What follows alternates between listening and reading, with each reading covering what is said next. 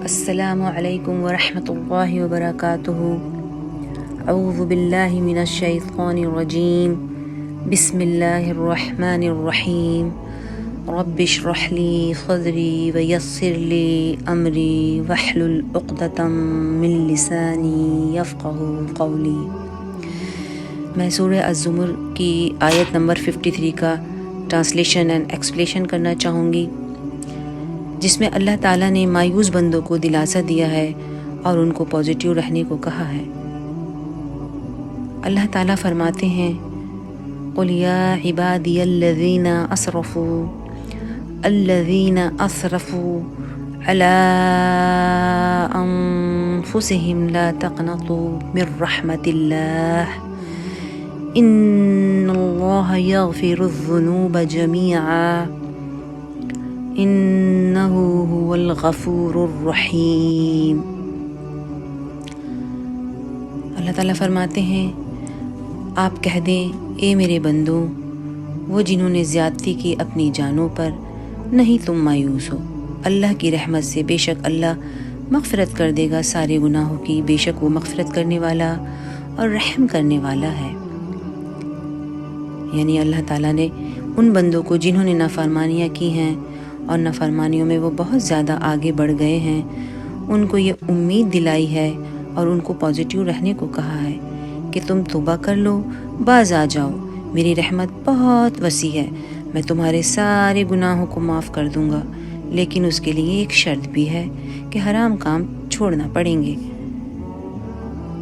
سورہ الفرقان کی آخری رکوع میں اللہ تعالیٰ فرماتے ہیں، جنہوں نے توبہ کی اور عمل کیے صحیح، تو یہی لوگ ہیں، بدل دے گا اللہ ان کی برائیوں کو اچھائیوں میں، اور اللہ مغفرت کرنے والا اور رحم کرنے والا ہے۔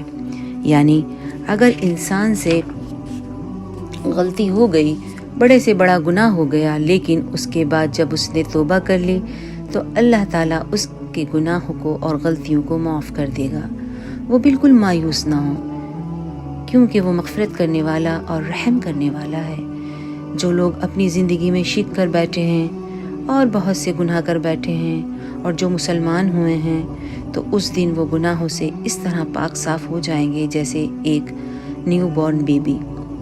یہ ایک خاص کانٹیکسٹ کے لیے نازل ہوئی یہ آیت، لیکن اس میں سارے بندوں کو مخاطب کر کے اللہ تعالیٰ فرماتے ہیں کہ اے میرے بندو، چاہے وہ بندے کسی بھی دور کے رہے ہوں، ہم سبھی انسان ہیں اور کوتاہیاں غلطیاں ہم سب سے ہی ہوتی ہیں، لیکن جس بندے کا دل اللہ کی طرف رجوع کرنے لگتا ہے تو اس کا دل روشن ہو جاتا ہے اور اس کو اپنی غلطیاں نظر آنے لگتی ہیں، اور وہ اپنی آخرت کے بارے میں سوچنے لگتا ہے کہ میرا کیا ہوگا۔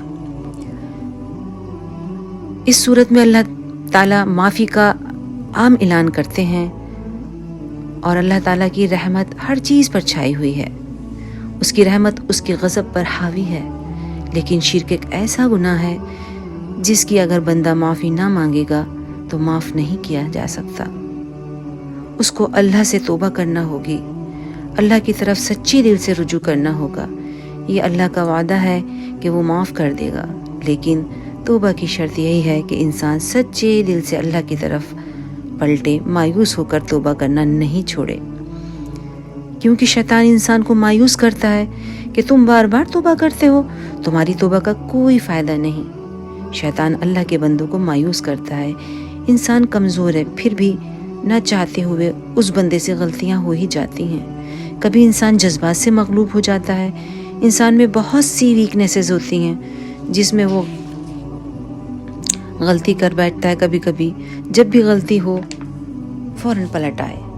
سورہ النساء میں اللہ تعالیٰ فرماتے ہیں، جو بھی برا کرے یا اپنی جان پر ظلم کر بیٹھے، اللہ سے استغفار کرے تو وہ پائے گا اللہ تعالیٰ کو بہت زیادہ توبہ قبول کرنے والا، بے حد مہربان۔ اور سورہ التوبہ میں اللہ تعالیٰ فرماتے ہیں کہ کیا وہ نہیں جانتے کہ بے شک اللہ تعالیٰ اپنے بندوں سے توبہ قبول کر لیتا ہے۔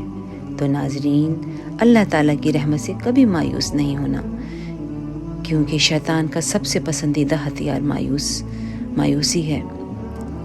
مایوسی جس سے وہ بندوں کو سیدھی راہ سے گمراہ کر سکے اور مایوسی انسان کے حوصلوں کو پست کرتی ہے، دل کو کمزور بنا دیتی ہے، کیونکہ شیطان کو اس سے بہت خوشی ہوتی ہے۔